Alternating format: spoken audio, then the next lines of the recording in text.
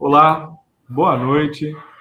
Sejam todos bem-vindos à nossa aula magna do curso de Educação do Campo. Também temos a participação de nossos estudantes da Engenharia Ambiental, do curso de graduação em Agronomia e do pessoal também de pós-graduação em Agronomia e da pós-graduação em Recursos Naturais.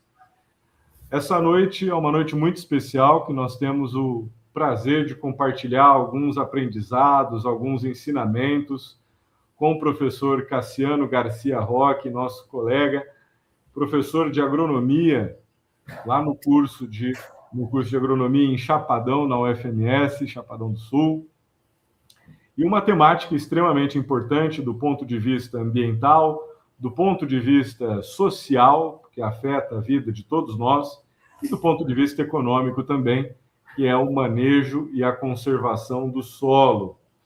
Para quem não me conhece, eu sou o professor Rafael Rossi, trabalho na UFMS, atualmente estou na coordenação da Educação do Campo e tenho a felicidade de falar que o professor Cassiano é o meu supervisor no pós-doutorado em agronomia em andamento. Vou passar a palavra e já agradeço também, é uma honra contar com a participação do professor Cristiano Costa, nosso pró-reitor de graduação da UFMS, e a professora Milene Bartolomei Silva, nossa diretora da Faculdade de Educação. Então, muito obrigado pela participação de vocês, professor Cristiano, professora Milene, porque nós sabemos que a gestão depende muito do nosso trabalho, da nossa dedicação. Então, tirar um momento à noite para participar da aula magna realmente é uma satisfação, é uma honra para nós, assim como também o tempo que o professor Cristiano tem dedicado, né? Então, vou passar a palavra ao professor Cristiano, desculpa, a quem eu agradeço mais uma vez a presença. É uma honra. Boa noite, professor. Boa noite, professor Rafael, professor Cassiano, professora Milene. Uma boa noite a todos que estão aqui presentes, né, de maneira virtual. Obrigado pelo convite, professor Rafael. Trago aqui um grande abraço da professora Camila, nossa reitora, professor Albert, nosso vice-reitor. Quero dar as boas-vindas aos nossos estudantes de graduação, de pós-graduação, e também uma boa noite a todos aqueles estudantes que estão nos assistindo agora, né, de maneira online. Dizer que é muito, muito gratificante, né, que todos os nossos estudantes que estão iniciando agora na nossa instituição tenham confiado ao UFMS essa etapa tão importante da vida deles, né, que é a formação técnica profissional, e dizer também que a gente pensa numa formação, para além da formação técnica profissional muito qualificada, a gente tem certeza da formação que a gente oferece para os nossos estudantes, mas também uma formação cidadã, né, de tal sorte que eles entendam quais são os deveres, os direitos na sociedade e possam contribuir para o desenvolvimento dos nossos municípios, do nosso estado e do nosso país como um todo. A professora Camila agradece a participação de todos, né, que estão na UFMS, é a realização de um sonho dos nossos estudantes, mas também a realização de nós, professores, de nós técnicos, de nós colaboradores da UFMS, porque vocês, estudantes, estão aqui conosco, e é a grande razão de existência da nossa UFMS. O grande propósito da UFMS é ter os estudantes aqui e a gente poder ter profissionais qualificados para transformar a nossa sociedade. Então, isso é muito importante. Quero agradecer mais uma vez o convite, e obrigado por estarem aqui. Professor Rafael, passa a palavra. Obrigado, viu? Obrigado, professor Cristiano. Nós que agradecemos e desejamos também um ótimo semestre a todo mundo que está na gestão, porque não é um trabalho fácil. Realmente não é um trabalho fácil. Então, muito obrigado. Vou passar a palavra para a nossa diretora, a professora Milene, a quem eu agradeço também ter tirado um tempinho para participar aqui hoje da nossa aula magna. Boa noite, professora Milene, seja muito bem-vinda. Boa noite, professor Rafael, boa noite, nosso pró-reitor, professor Cristiano, e o nosso palestrante que vai abrilhantar essa noite para os nossos estudantes, professor Cassiano. Muito obrigada pela presença de todos vocês. Rafael, obrigada pelo convite. Quero dar boas-vindas primeiro para os nossos acadêmicos da Faculdade de Educação aqui presente e os demais cursos que já foi nomeado pelo professor Rafael. Acho muito importante, né, Rafael, essa integração entre a graduação e a pós-graduação. Esse é o nosso objetivo dentro da nossa universidade, que a gente não faça ações somente para um elemento, ou só para a graduação, ou só para a pós. Eu acho que a gente precisa, né, desse trabalho coletivo, junto, de envolver os alunos da graduação com os alunos da pós-graduação. Então, a gente deseja para vocês uma ótima aula magna, que isso estimule todos os nossos acadêmicos aqui presentes dos cursos a participar de todos os eventos propostos pelos nossos docentes, nossos coordenadores. Eu sempre falo isso na sala de aula, né? Não basta a aula de segunda a sexta-feira, naquele horário, achar que isso faz parte da formação e que é suficiente para a formação acadêmica. Não é nunca. Se a gente não participar dos projetos de extensão, de ensino, palestras, seminários, a gente não vai conseguir dar conta de tudo que a gente precisa formar em 4, 5 anos, dependendo de cada curso. Então, é um convite inicial para começo de semestre. Rafael, parabéns, né, por você pensar isso, eu acho que isso é muito importante, e para que os alunos se envolvam, vejam que vocês vão ter durante o semestre várias oportunidades de participar desses momentos de formação para vocês.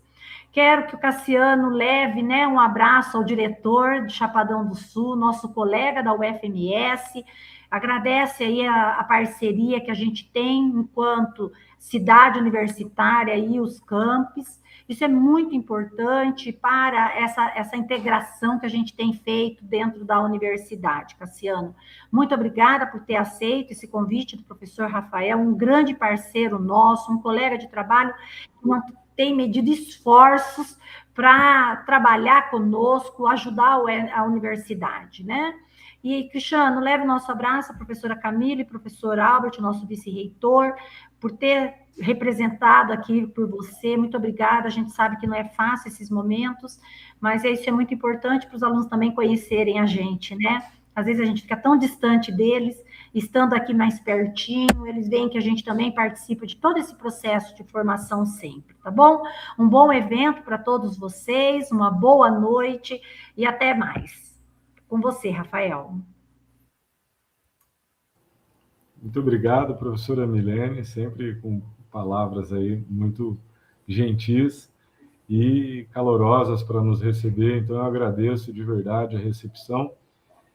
Vou apresentar um pouquinho para vocês do currículo, da trajetória profissional do professor Cassiano, antes de passar a palavra para ele. É importante a gente conhecer, senão eu ficaria aqui muito mais tempo falando, mas eu vou apresentar só um pouquinho para vocês, tá bom? Então, o professor Cassiano, ele possui graduação em agronomia lá pela Universidade Estadual do Maringá, 1993. Possui também mestrado na área da agronomia pela Unesp, Universidade Estadual Júlio de Mesquita Filho, e doutorado em agronomia na área de produção vegetal também pela Unesp, no ano de 2004. Ele já trabalhou na Universidade do Estado de Mato Grosso, a Unemat, e atualmente ele é professor titular, né? Quer dizer, nossos alunos que estão nos assistindo, quer dizer que ele alcançou o nível máximo da progressão da carreira dentro das universidades federais, então ele é professor titular na Universidade Federal do Mato Grosso do Sul, a nossa UFMS, no campus de Chapadão do Sul. Ele tem ampla experiência, isso pode ser comprovado perante as suas orientações, os seus artigos, as suas pesquisas na área da agronomia, com ênfase justamente na temática da nossa aula magna, que é manejo e conservação do solo. E também em temas como compactação do solo, geoestatística, calagem, densidade do solo, fertilidade do solo e geoprocessamento. E, pessoal, para quem está nos assistindo, além do currículo, que o cara é fera, eu estou apresentando aqui, é um ser humano que tem um coração que não cabe no peito. E isso eu posso falar porque eu conheço o Cassiano. Então, ele é um ser humano super humilde, compreensível e que está para te ajudar quando você precisa. Então, para mim é uma honra. Cassiano, eu vou passar a palavra a você. Muito obrigado por ter participado hoje. Agradeço também a participação do professor Cristiano, da professora Milene. Agora eu vou colocar a apresentação do professor Cassiano e vou dar a palavra a ele. Muito obrigado. Obrigado, Rafael. Bom, cumprimento vocês, né? Professor Cristiano, professora Milena, a você, Rafael, que nos convidou, que desde que nós iniciamos essa parte que você entrou em contato, né, para a gente realizar esse trabalho em conjunto de pós-graduação, foi uma satisfação tá trabalhando com você aqui, né? Nessa parte de manejo, principalmente, é uma parte que eu venho trabalhando desde a época de mestrado, né? Entrei para fazer mestrado, começamos a trabalhar a parte de manejo de conservação e estamos trabalhando dentro dessa área desde a época lá que nós começamos, tá? É uma satisfação em falar sobre manejo do solo e conservação do solo. Por que eu acho que é interessante isso daí? Por que eu trabalho com essa parte? Tá? Eu já coloquei de cara, certo? O que é o solo para nós? Como nós temos a degradação dele? Como que hoje em dia nós estamos verificando que o solo vem perdendo a qualidade, tanto física, química e biológica, tá? No dia a dia, certo? Essa imagem aqui, ó, é uma imagem que muitas vezes nós conseguimos identificar no campo, tá? Onde o pessoal, o produtor rural, seja o pequeno, médio, grande produtor rural, certo? Ele está trabalhando e, às vezes, ocorrem chuvas acima do esperado. Tá? E quando o pessoal não está preparado ou se prevenindo, ocorrem essas formas de erosão. Tá? E como que eu falo para os meus alunos? Né? Falo, olha, aqui ó, a principal coisa, você está perdendo, certo? Tudo que você fez durante vários anos. Você vem trabalhando esse solo, mantendo fertilidade, mantendo matéria orgânica, mantendo microbiologia do solo, diminuindo a compactação do solo, e de repente vem um ano para outro, ocorre uma chuva inesperada e vai ocorrendo aqui. Então, você não está perdendo só a produção da sua área, tá? Você está perdendo todo o trabalho que você vem fazendo, certo? Por longos períodos, certo? Então, essa parte de erosão é como nós estamos perdendo, certo? Tendo desgaste dos nossos solos ali. Tá? Quem que causa esses desgastes? Tanto a erosão hídrica, certo? Como a eólica, como a mudança de temperatura através dos gelos, certo? E existem outros agentes, como os próprios geológicos. Tá? Porém, na nossa região, tá? Aqui no Brasil, a grande maioria, a grande problemática que nós temos é a erosão hídrica. Tá? Se nós formos avaliar, até eu estava conversando com a professora Milena agora há pouco antes de entrar aqui, né? Nós estamos tendo quantidades de chuvas enormes, certo? Acima do normal para essa época do ano. Tá? Então está ocorrendo erosão também nas áreas, e principalmente nas áreas onde o pessoal está menos preparado para receber esse impacto dessas quantidades de chuvas. Tá? Só para nós termos ideia aqui, ó. Quando ocorre a degradação dos solos agrícolas, para onde que vai essas partículas? Para onde que essas partículas são levadas? Geralmente, quando ocorre erosão, sempre as partículas vão para as áreas mais abaixo do relevo. tá? E onde elas são depositadas? Nos cursos de água, nos reservatórios de água, tá? Esse assoreamento vai causando não só o assoreamento dos cursos de água, certo? Eles também são levados para reservatórios de água. Como eu falo para os meninos, olha, a época que eu fazia faculdade, tá? Houve um grande problema com o reservatório de Itaipu, certo? Lá no Paraná, o pessoal fazia muito, era o plantio convencional. Tá? Aí eu tive a oportunidade de trabalhar, de ver como o Estado se comportou da seguinte forma: devido a esse assoreamento, essas erosões que ocorriam nas áreas e as partículas eram levadas para o reservatório de Itaipu, o pessoal começou a trabalhar em formas de microbacias hidrográficas, ou seja, esqueceram a propriedade rural, tá? E fazia através da área fisiográfica, ou seja, iniciaram fazendo o terraceamento agrícola dentro de uma microbacia hidrográfica, tá? E também implantando um sistema de conservação que nós chamamos de plantio direto, o sistema plantio direto ou sistema semeadura do solo, tá? Para quê? Para evitar esse assoreamento dos reservatórios de água, certo? Além do que, não é só as partículas de solo que são levadas, certo? A assorearem os cursos de água, tá? Em conjunto, são levados também partículas de cálcio, magnésio, fósforo, potássio e assim vai, tá? Então, isso daí também causava alguns problemas, começou a causar alguns problemas, herbicidas, né, fungicidas, todo tipo de insumos, certo? Causando a eutrofização da água, tá? Nessa eutrofização da água, o que acontecia? A água começava a ficar muito nutritiva, começavam a crescer muitas algas, essas algas consumiam todo o oxigênio da água, certo? E estavam causando algumas mortandades de peixes ali, tá? Voltando à área de solos, qual que é a principal perda que nós temos, né, quando ocorre uma erosão? É a produtividade dos solos agrícolas. Quando eu falo produtividade, perca da produtividade, nós estamos perdendo tanto a perca da qualidade física do solo, compreendendo densidade, porosidade, compactação do solo. Nós estamos perdendo a parte de fertilidade dos solos, em todos os tipos de nutrientes que nós estamos perdendo a microbiologia dos solos e o que é principal para mim, que eu acho que tem que ter um solo, ser muito bem trabalhado, é a parte de matéria orgânica.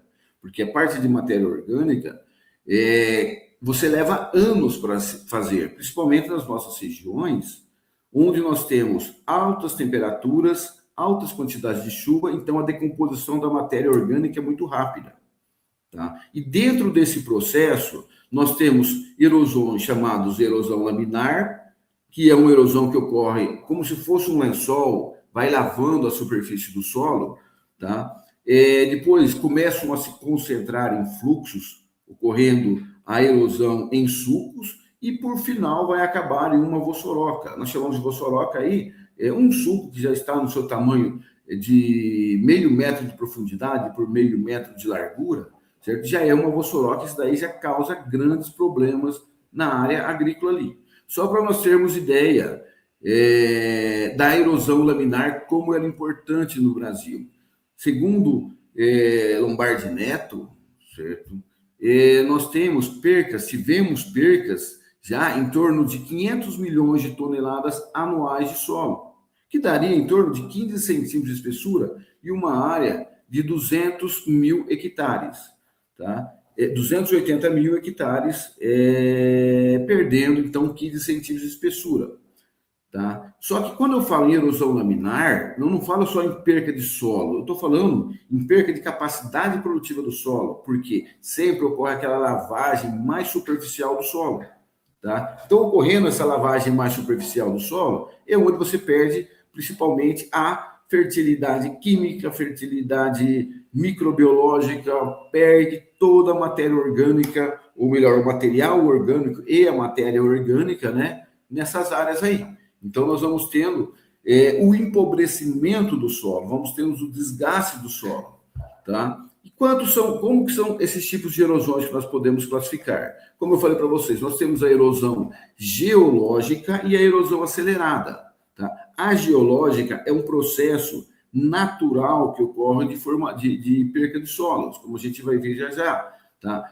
O que ocorre essas erosões geológicas? Lógico, você tem a rocha vai sofrendo intemperismos, certo? Então, quando ela sofre intemperismo, a rocha vai abaixando do perfil do solo e nós vamos aumentando a profundidade desses solos. Geralmente, solos que têm mais rocha são solos com relevos mais movimentados, tá? Nesses solos, o que pode acontecer nesses solos? Esses solos vão ficando mais pesados, certo? Porque a rocha vai abaixando, vai se transformando em solos. Esses solos têm uma tendência pela força da gravidade, certo? Que sofram erosões. Então, ocorre o quê? Vai ocorrer um aplainamento do relevo, tá?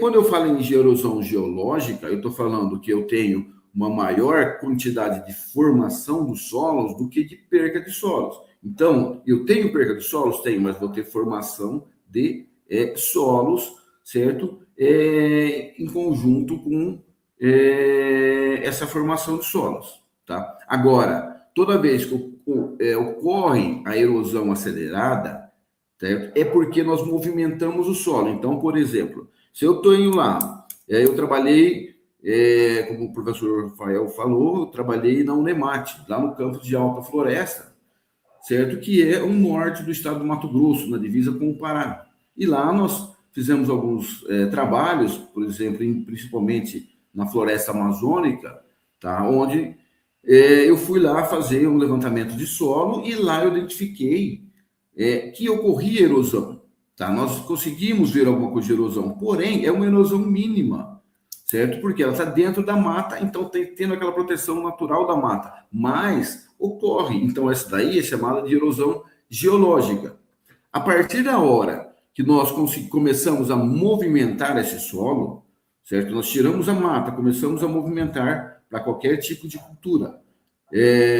Nós temos uma aceleração nas percas de solo, nós temos a erosão acelerada, ou seja, erosão é um processo natural que ocorre em maior quantidade ou em menor quantidade, dependendo do quê? De como nós estamos tratando as nossas áreas, como nós estamos mantendo a sustentabilidade ou não nessas áreas, tá? Em relação ao agente, certo? Os principais que nós temos é o agente hídrico e o agente eólico. O eólico é realizado pelos ventos, certo? Então, para nós aqui, nós não temos problemas assim. Às vezes tem uma ventania, outra levanta um solo aqui, outro ali, certo? Mas as quantidades de elementos, de partículas que são levadas de um local para outro é pequena, certo? Existem alguns relatos que tem aqui no Brasil, principalmente em algumas partes da região do Nordeste, tem algumas coisas quantificadas na parte do Ceará, nós temos no Rio Grande do Sul, certo? Alguns principais polos de erosões eólicas, tá? Mas não é tão grande quanto quando eu falo assim, existe lá na Austrália. Na Austrália, você tem grandes ventanias levando grandes quantidades de solos, tá?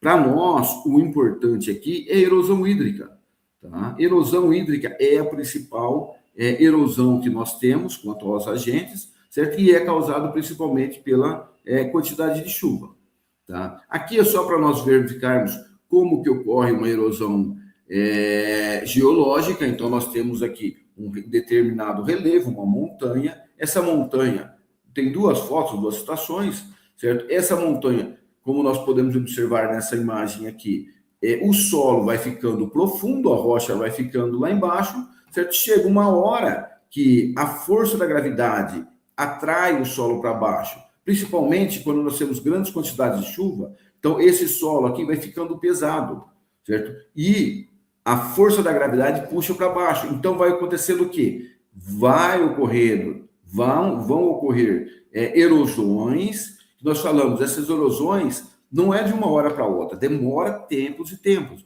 que vão fazer o quê? Vão dar a formação, certo? Dos nossos solos. Então, a tendência disso daqui, passando milhares de anos aí, nós vamos ter um aplainamento dessas regiões, certo? Agora, essa daqui já é uma erosão acelerada, Tá? É um local onde nós temos plantio de culturas, né? Então, nós temos aqui o plantio de soja. Tá? O pessoal, nessa propriedade aqui, é feito um manejo muito bom, porém, em determinadas épocas onde tem excesso de chuva, né? Teve um excesso de chuva, nós vemos, certo, que está ocorrendo uma erosão nesse local. Tá? Eu brinco com os alunos, isso daqui parece aquele chocolate que nós tomamos de manhã, né? A cor da água. Então, a cor da água já está mostrando que está ocorrendo erosão. E o que tem nessa água? O que é esse chocolate que está dentro dessa água? Nada mais são do que as partículas de solo. Quando eu falo partículas de solo, nós temos areias. O solo é formado por areia, silt e argila, né? Então, nós temos areia, silt e argila sendo carregados.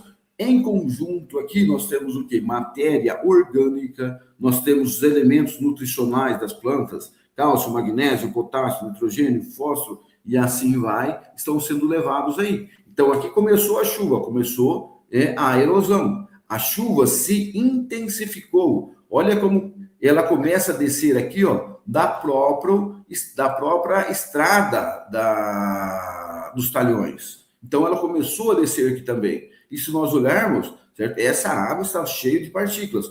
Olha no final dessa chuva que aconteceu. Tá? Aqui vai ter o quê? Em torno de 1 metro de solo que foi perdido. Aí você imagina, eu perco aí 1 metro de solo perdido. Então, eu estou perdendo área de produção, certo? Eu estou perdendo produtividade dessa área, certo? Como que eu vou fazer para recuperar isso daí? Será que eu vou aterrar tudo isso daí?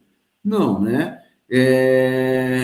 Que eu consiga utilizar isso daí. Eu perdi toda a capacidade produtiva do meu solo. Então, eu tenho que começar do zero, certo? A fazer matéria orgânica para melhorar as condições químicas, melhorar as condições físicas do solo, para dar um ambiente de produção, certo? De elevado teores físicos, elevados teores nutricionais, elevados teores de matéria orgânica e de micro-organismo para essas localidades.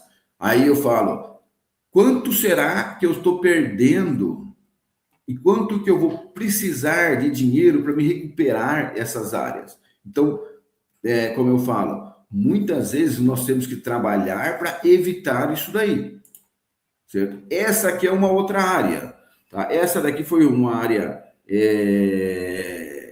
aqui em Águas Claras que ocorreu, certo? Na propriedade, a propriedade ao lado da propriedade de um ex-aluno nosso. Hoje ele se formou já está formado em engenharia florestal, certo? Nesse ano aqui, em 2023, ele estava fazendo essa disciplina comigo, e ele falou, professor, ele chegou para mim lá, logo no início da disciplina, mais ou menos nessa época, professor, deu uma chuva lá e olha o que aconteceu.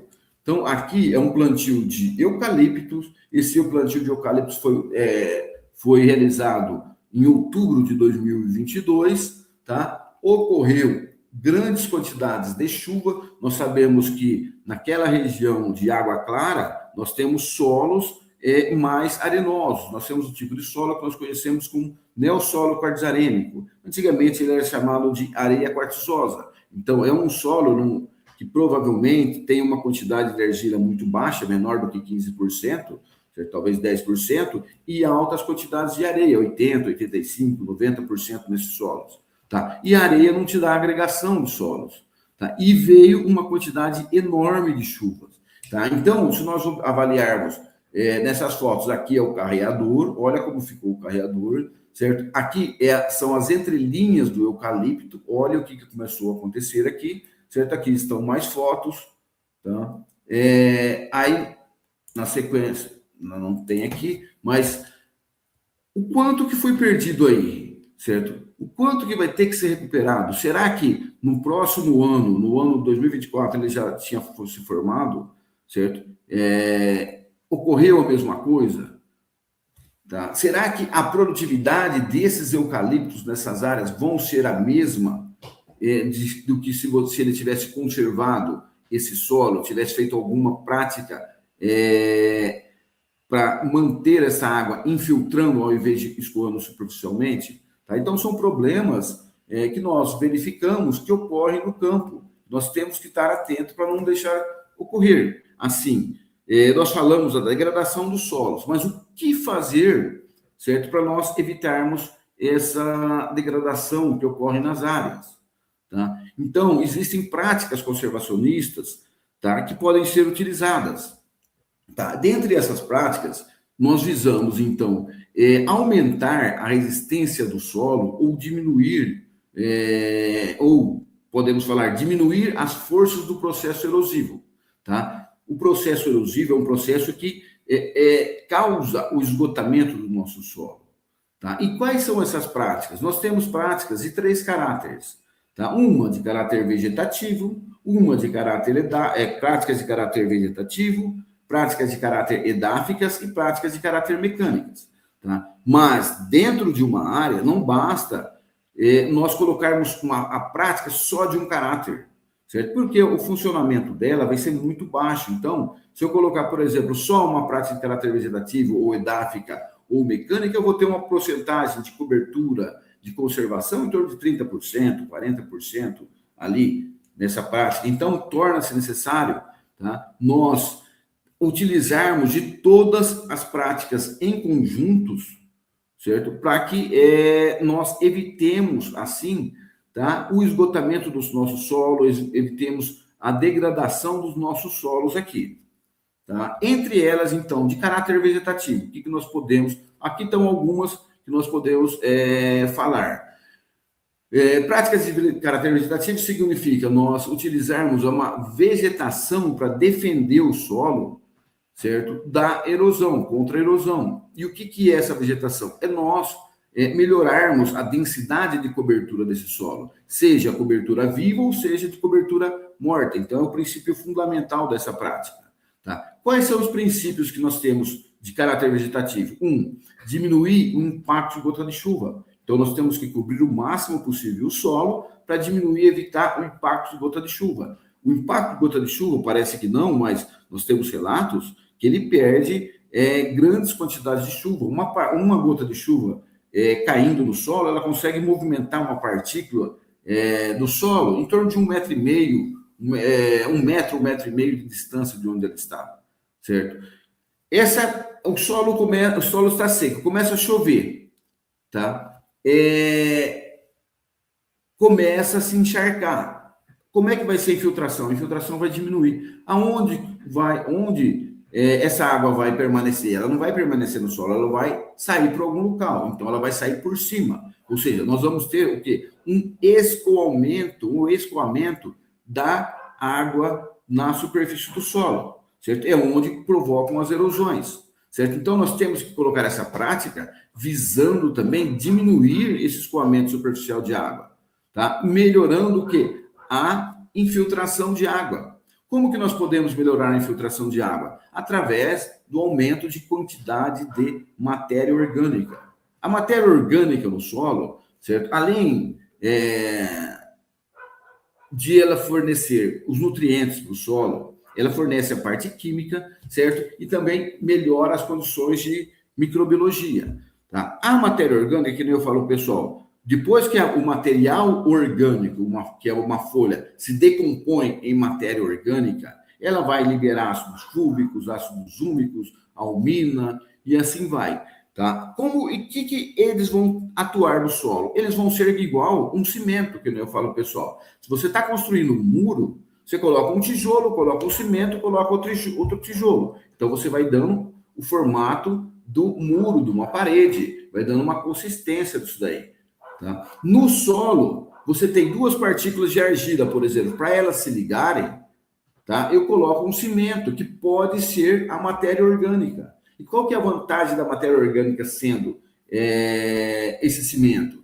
É um material que ele vai tornar essa ligação das partículas mais poroso. Então, eu vou tendo o quê? Ligação entre 2 partículas de argila, formando um microagregado. Esses microagregados vão se unindo, formando um macroagregado. Esses macroagregados vão se unindo e formando uma estrutura do solo, seja lá em blocos, prismática, laminar ou granular, certo? Então, essa estruturação do solo, quando ela está cimentada pela matéria orgânica, nós temos um solo mais poroso, um solo que infiltra mais água, certo? Um solo que fica mais agregado, mais difícil de sofrer erosão, certo? Então, quais são práticas que nós podemos colocar para evitar essa erosão no solo? Entre elas, por exemplo, nós temos alguns locais de florestamento ou reflorestamento. Então, o florestamento e reflorestamento pode ser usado como uma prática em determinados locais, de acordo com a capacidade de uso do solo, certo? Visando o quê? Diminuir a quantidade de água que escoa, certo? Visando melhorar a infiltração de água, tá? Hoje em dia, nós também podemos utilizar esse florestamento ou reflorestamento nessas áreas como proteção, certo? Dependendo do local, certo? Pode ser usado até como uma fonte de renda. Em outros locais, você tem que colocar e permanecer sem utilizar essas madeiras, tá? Nós temos alguns sistemas que podem ser utilizados. Por exemplo, hoje em dia está muito atual nós utilizarmos, por exemplo, o sistema de integração lavoura-pecuária, tá? Onde nós trabalhamos dentro de determinadas áreas, certo? A lavoura e a pecuária em conjunto. Você fala assim, isso é um sistema econômico? É um sistema econômico, porém, é um sistema conservacionista do solo quando bem trabalhado. Por quê? Você coloca, por exemplo, vamos dar um exemplo, a soja.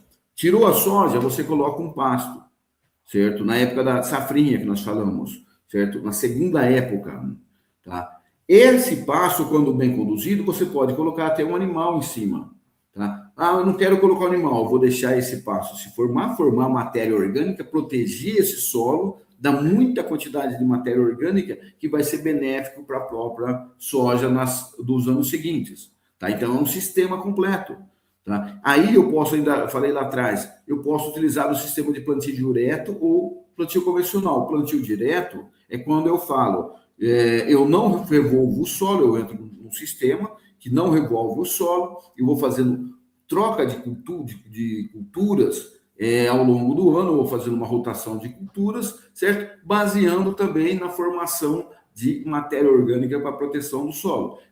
Então, eu posso falar, esse sistema de LP é um sistema completamente conservacionista que nós podemos utilizar quando nós utilizamos em conjunto o sistema de plantio direto. E, atualmente, tá? O pessoal ainda tem utilizado a floresta. Então, eu tenho integração lavoura, pecuária e floresta. Quando eu coloco a floresta, certo? Eu aumento ainda mais a proteção do solo, certo? Eu coloco uma cultura, uma possibilidade de renda a mais dentro de uma propriedade, tá? E ainda, essa floresta vai me proporcionar um conforto térmico quando eu colocar os animais lá dentro. Então, eu melhoro a questão de produtividade animal também, de acordo com quando a gente coloca lá, tá? Uma outra atividade, outra prática que nós podemos colocar são as plantas de cobertura. Então, dentro dos sistemas de rotação de culturas, dentro dos sistemas de propriedades, nós colocamos algumas plantas que vão favorecer, certo? A cobertura desse solo. Certo? Ali, além de fornecer a cobertura para esse solo, eu estou melhorando completamente a qualidade desse solo, seja física, química ou biológica. Tá? Nós vamos comentar alguma coisa mais para frente sobre plantas de cobertura. Tá? Cordões de vegetação permanente. São cordões que nós colocamos em determinados locais visando a proteção. Então, num determinado relevo mais ondulado, certo? Onde eu preciso eu coloco lá, de repente, um terraceamento, uma curva de nível, em cima desse terraceamento, eu posso colocar um capim de limão, posso colocar um capim napier, posso colocar até uma linha, 2 linhas de cana, certo? Visando o quê? Fazer alguns cordões, certo? Visando diminuir vento, diminuir quantidade de água que escoa naquela região. Alternância de capinas. Isso daí é mais utilizado, é muito utilizado, certo? Mais para pequenas propriedades e em culturas permanentes, do tipo citros, laranja, limão, café é muito utilizado, tá? Onde eu posso fazer uma capina de rua sim e rua não. Então, eu capino uma rua, deixo a outra com a vegetação, com as plantas que nós chamamos, entre aspas, plantas daninhas, mas nesse caso, seria uma planta que estaria proporcionando, certo?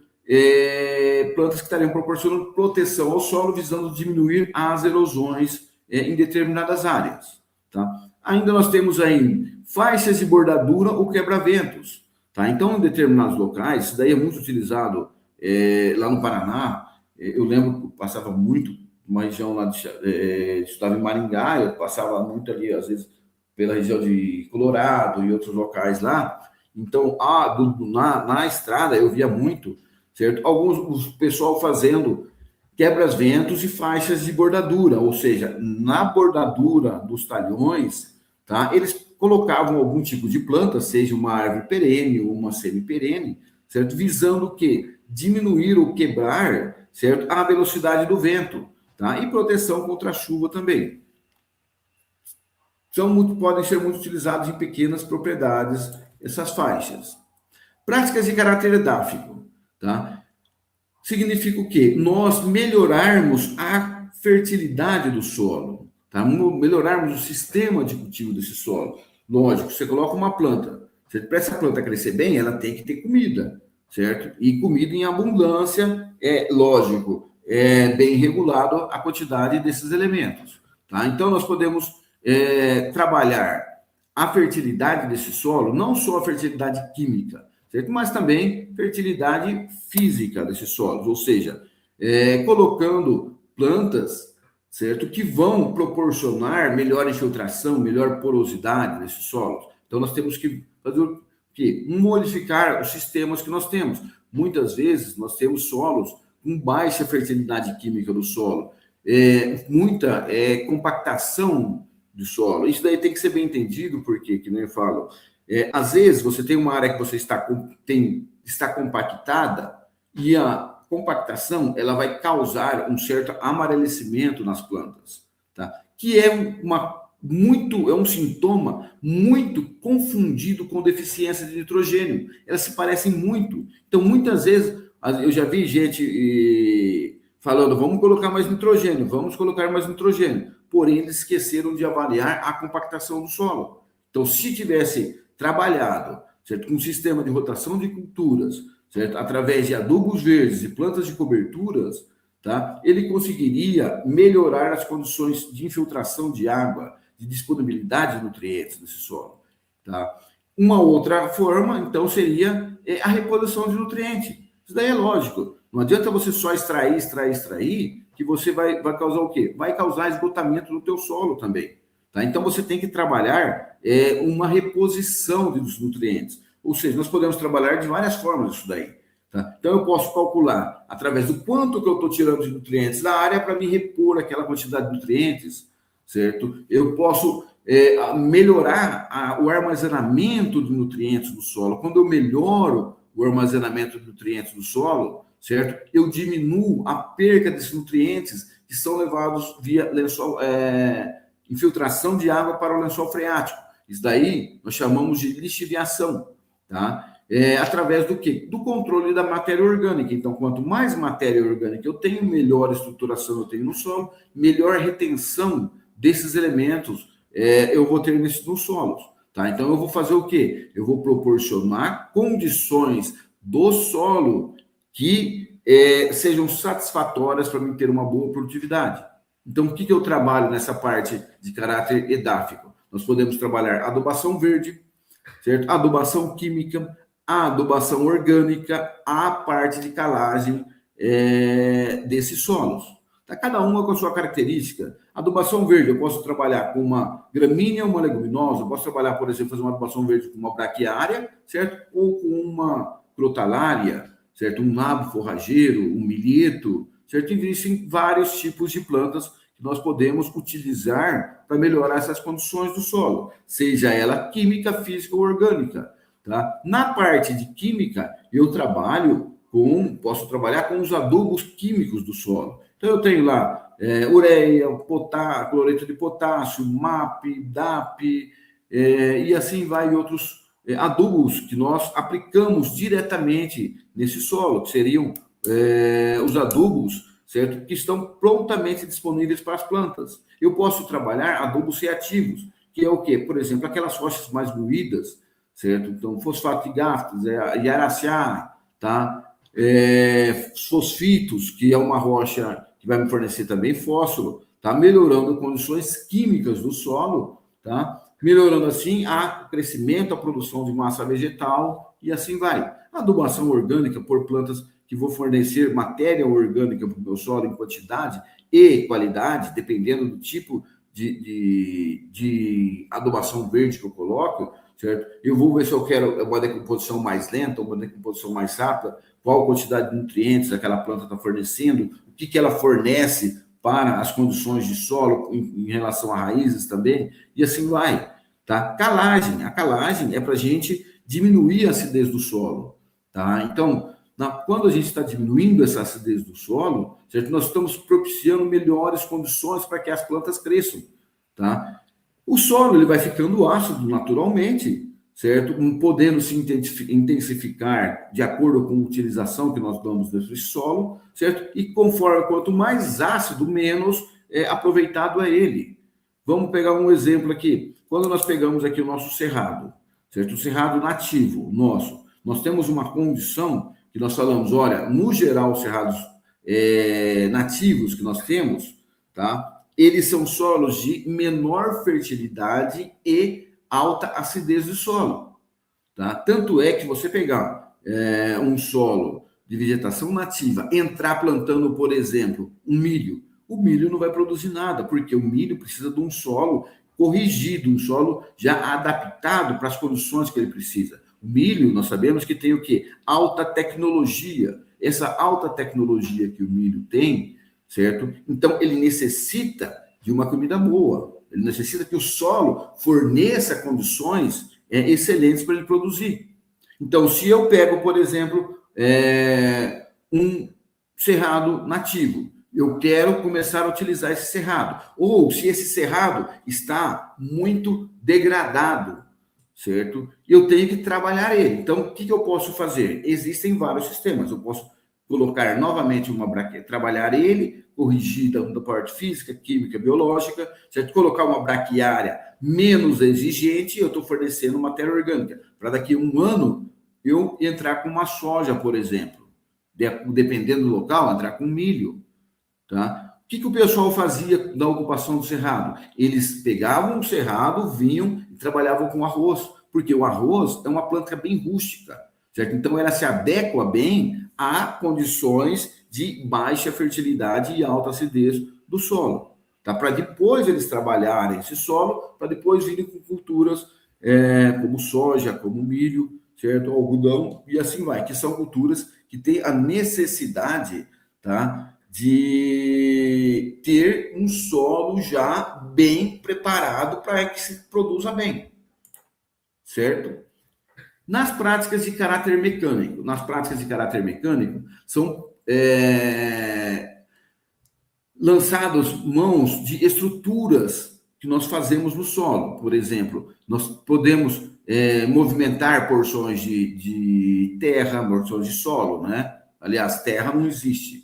Tá? Para nós, quando nós falamos, solo, tá? Com a finalidade o quê? De quebrar a velocidade da água no escoamento da enxurrada. Então, nós vamos trabalhar esse solo visando o quê? Melhorar as condições de infiltração. Não é só com as plantas que nós fazemos. Muitas vezes o solo está tão compactado que nós temos que passar, por exemplo, um equipamento, nós chamamos, né? De escarificador ou subsolador, onde nós quebramos em profundidade essas camadas.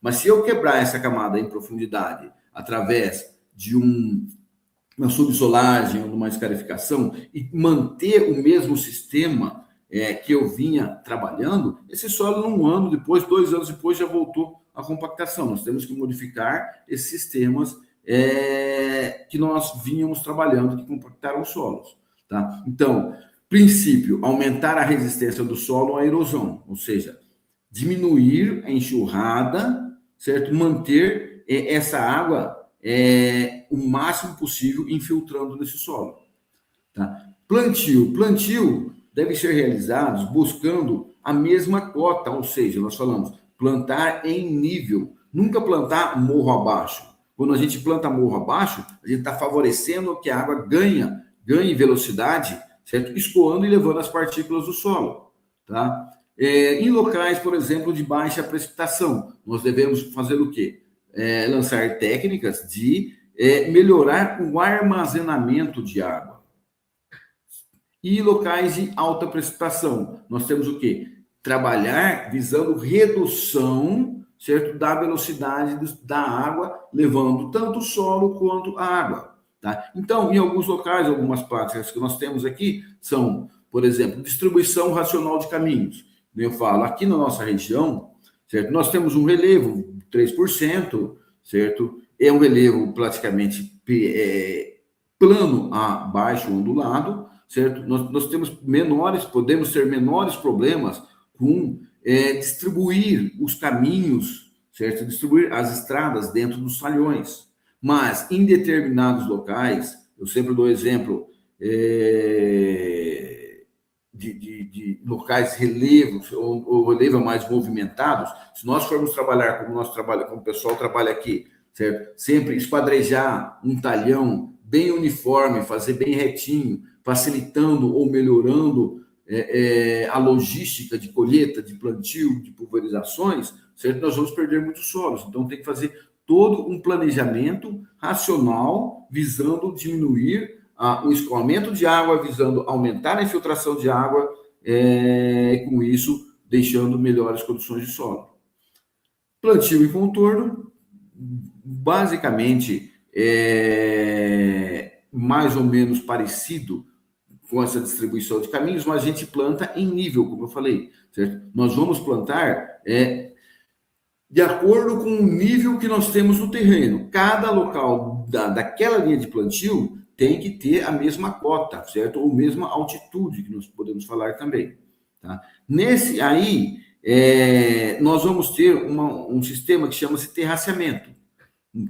Eu acredito que todos devem ter ouvido falar, certo? São o quê? As curvas que são feitas nas áreas. Então, nós temos vários tipos de curvas, certo? E duas funções principais. Uma é a função do terraço em nível, certo? E a função do terraço em gradiente. Quando eu falo terraço em nível, tá? Nós podemos pegar os locais que plantam soja, tá? Em solos mais profundos, certo? Vai fazer um terraço em nível para que a água chegue naquele terraço, certo? Ela permaneça naquele terraço, no canal do terraço e infiltre no solo. Tá? Então, eu consigo manter aquela água para aquele talhão. Tá? Em determinados solos, como a gente chama os argissolos, certo? Que seriam os podizolizados, tá? Nós temos uma condição um pouco diferente, porque nós temos uma formação de solos de horizonte A mais arenoso, formação de solos do horizonte B mais argiloso, certo? Então, ele enche rápido a água do arenoso, certo? E muito baixa a infiltração no argiloso, na parte de baixo. Tá? O que vai ocorrer? Se eu fizer um terraço em nível, certo? Essa água vai começar a se acumular muito no canal do terraço, passando por cima dos terraços, certo? Isso daí é a grande causa, certo? Que nós temos que dá erosões nesse tipo de solo, nos argissolos, porque é muito mais fácil eu colocar um terraço em nível do que um terraço em gradiente. No terraço em gradiente, eu faço visando conduzir a água de uma maneira onde eu tenho a velocidade da água não muito rápida para provocar erosão no terraço e nem muito lenta para fazer o depósito de partículas naquele canal terraço, entupindo o terraço. Tá? Quando eu faço isso daí, certo? Eu vou fazer esse terraço, no meio do terraço, em determinados locais, eu tenho uma certa declividade, onde eu faço um canal escoadouro. Ou seja, eu vou conduzir para fora do talhão que eu estou produzindo e eu tenho que levar depois essa água para o curso de água mais próximo.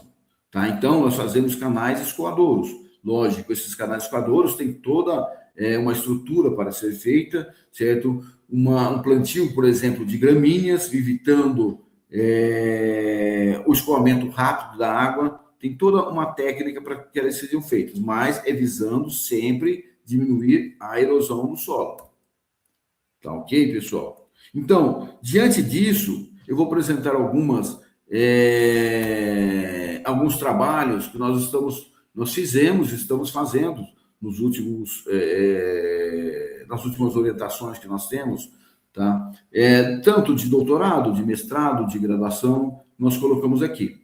Tá? Então, por exemplo, eu terminei de orientar o Fábio Lima Brantes, ele é um pesquisador da Fundação Chapadão, ele fez mestrado comigo, certo? E agora ele já entrou no doutorado, na mesma linha de pesquisa que nós estamos trabalhando.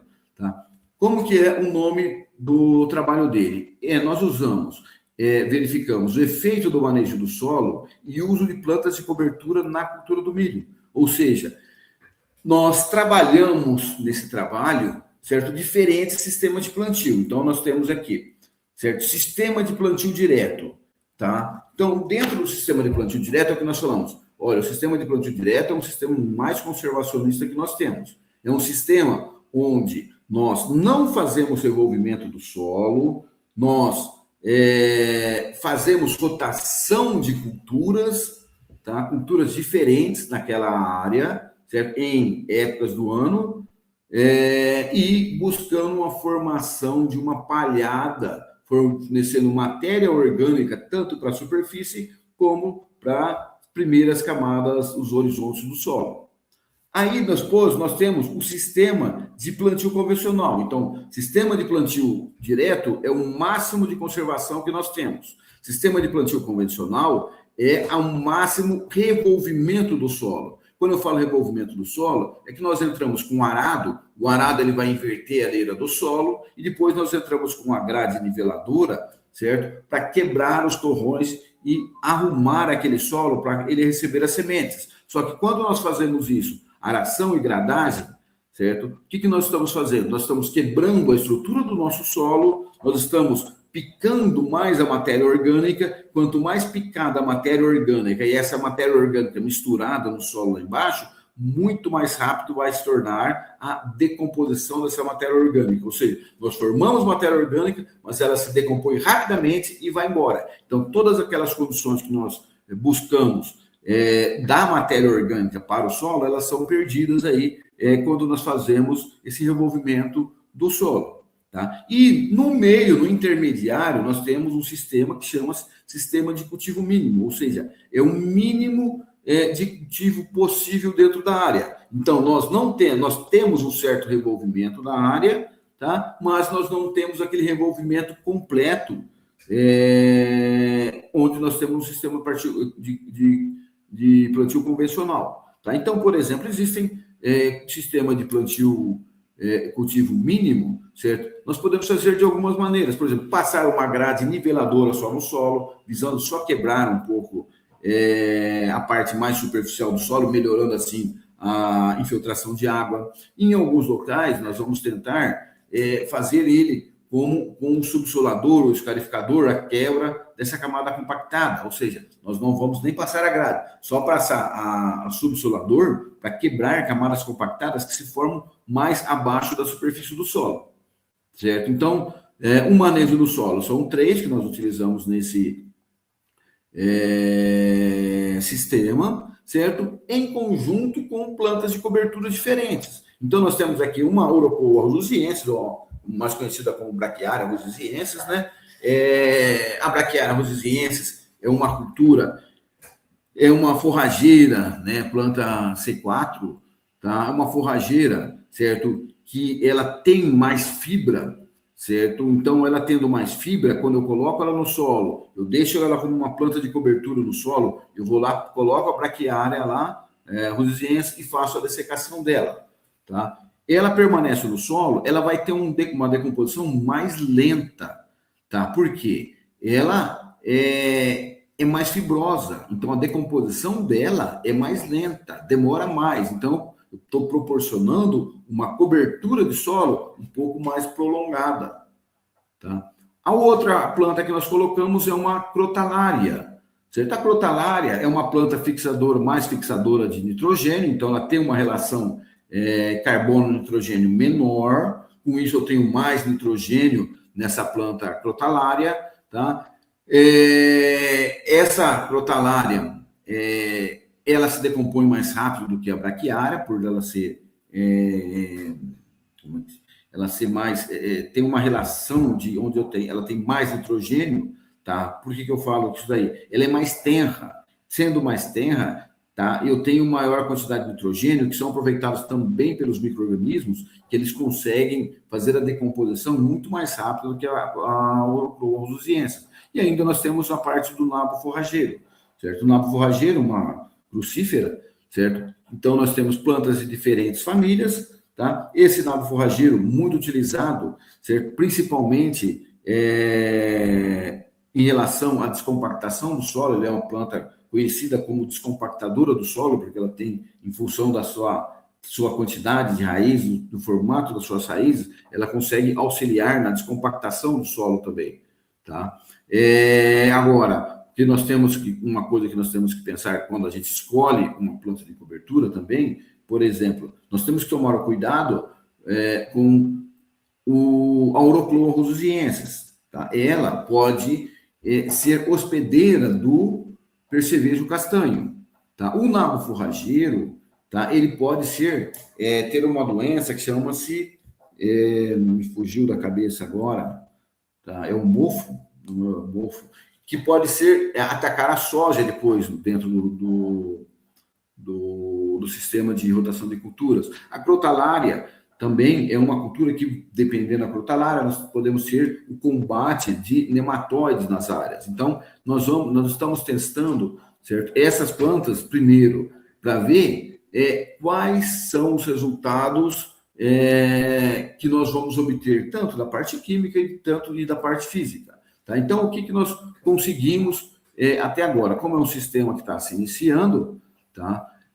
Nós fomos lá, plantamos, fizemos a comparação, onde nós medimos a altura de inserção da espiga, do chão até onde saiu aquela espiga, tá? A altura final de plantas, a densidade, o diâmetro do sabugo aqui, certo? O número final número de fileira de grãos e, por fim, a produtividade.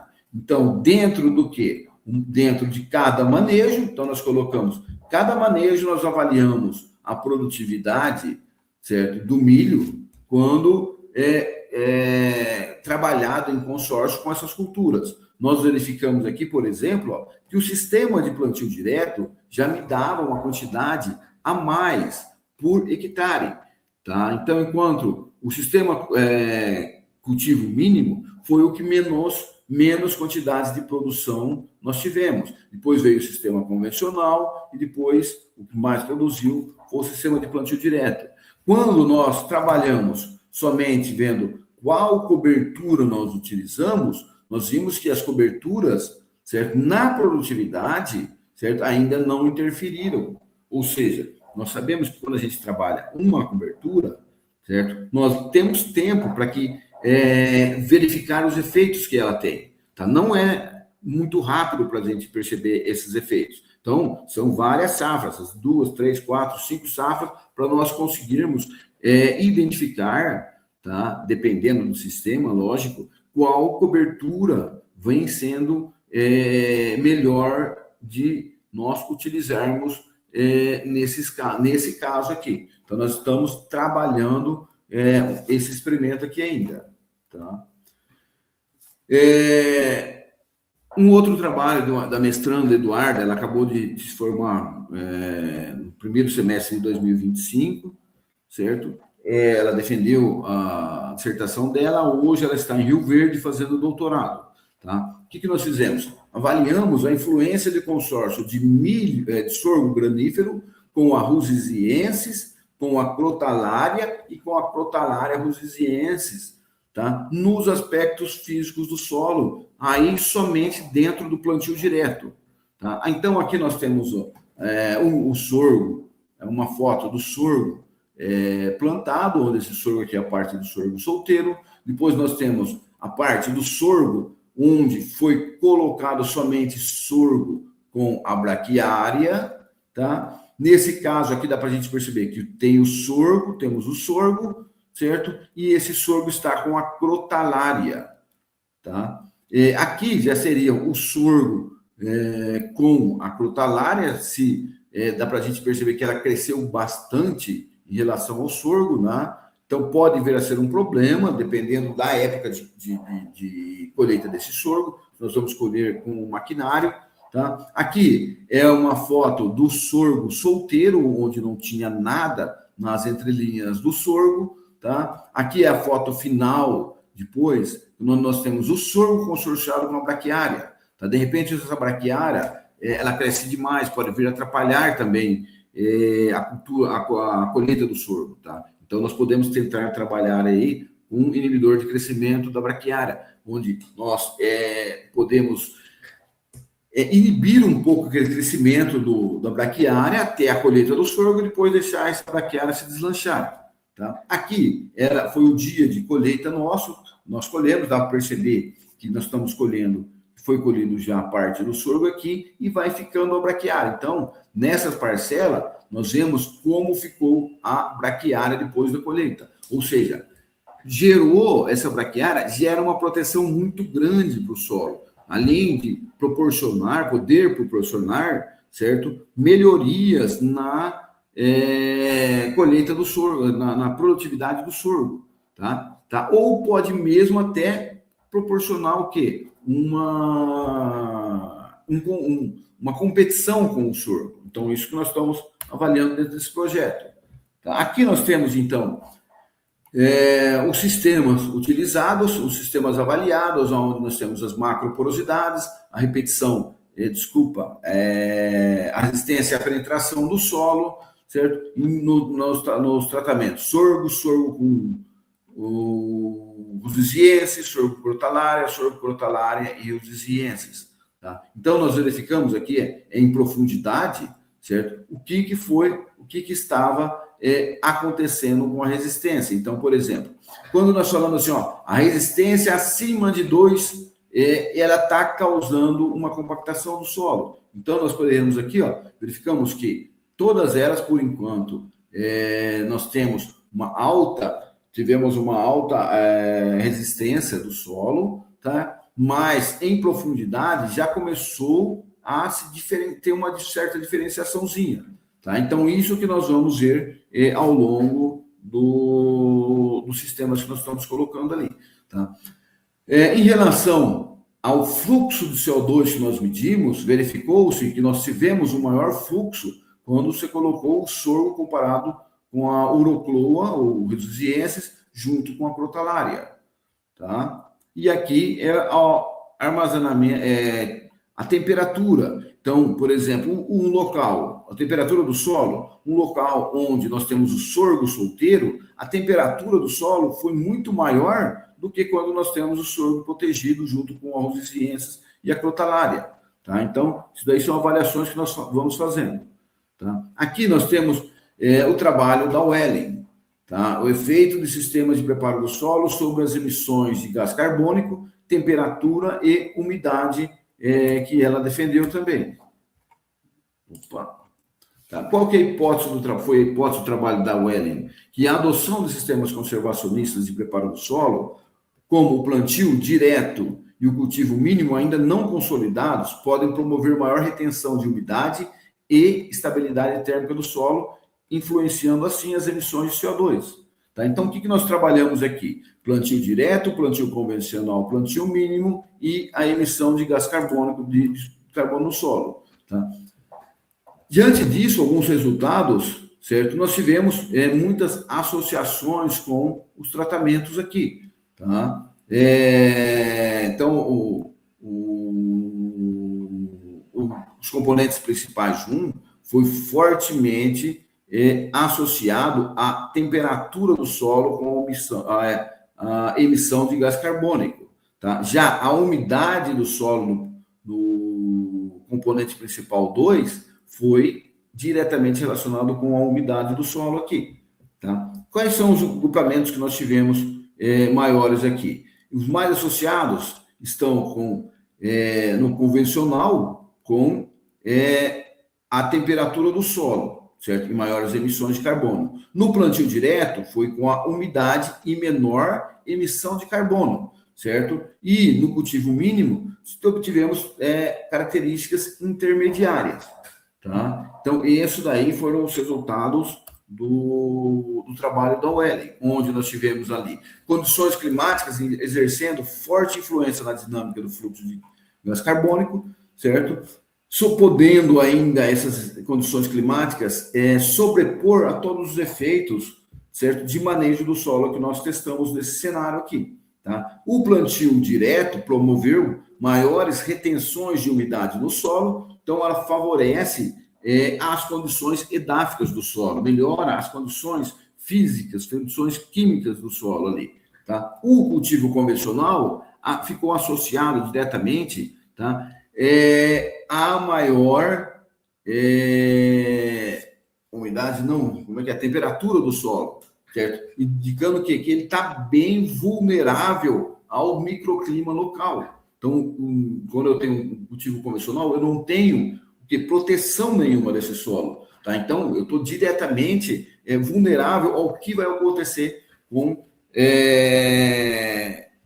a cultura, no caso. Tá? Então, esses resultados que nós obtivemos, eles reforçaram que o potencial do plantio direto, como uma prática agrícola eficiente alinhada, alinhada, certo, diretamente, certo, à agricultura de baixo carbono. Tá? Então, ela consegue segurar mais a emissão de CO2, certo? Ter menores variações de temperatura, menores variações de umidade. Então, é um sistema que é muito bom para ser trabalhado, tá? Visando armazenar carbono no solo. Então, isso daí nos leva a trabalhar uma tese de doutorado ainda em função do caminho que nós estamos adotando.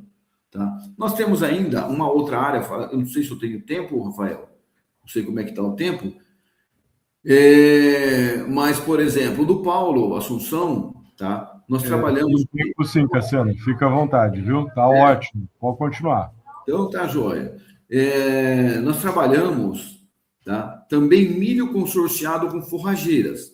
Tá? Nesse caso, tá? Nós fizemos a aplicação, certo, de um fosfato natural, o fosfito que nós chamamos. Certo? Então, é uma rocha moída mais finamente, certo? É um adubo, vamos dizer assim, muito utilizado em locais de estresse hídrico. Então, nós estamos trabalhando nessa área, certo? Em uma área que é plantio direto, nós estamos fazendo plantio direto, certo? O sistema plantio direto, tá? Visando o conhecimento sobre quanto de fósforo ele está fornecendo para o nosso sistema. Será que com essa aplicação de fosfato natural, que é mais barato, eu consigo manter esse fosfato no solo por um período maior de tempo, diminuindo assim a adubação de fosfato solúvel? Quando eu falo fosfato solúvel, eu falo em super simples, superfosfato simples, superfosfato triplo, MAP, DAP, que são adubos muito mais caros. Eles são bem solúveis, só que são muito mais caros. Tá? E esses fosfatos naturais são mais baratos, eles vão liberando fósforo ao longo do tempo. Tá? Então, essa é uma das condições que nós estamos querendo saber, certo? Com esse projeto, que é um projeto também de longa duração. Tá? Então, o que nós avaliamos? Avaliamos os componentes produtivos, certo? E a produtividade da cultura do milho.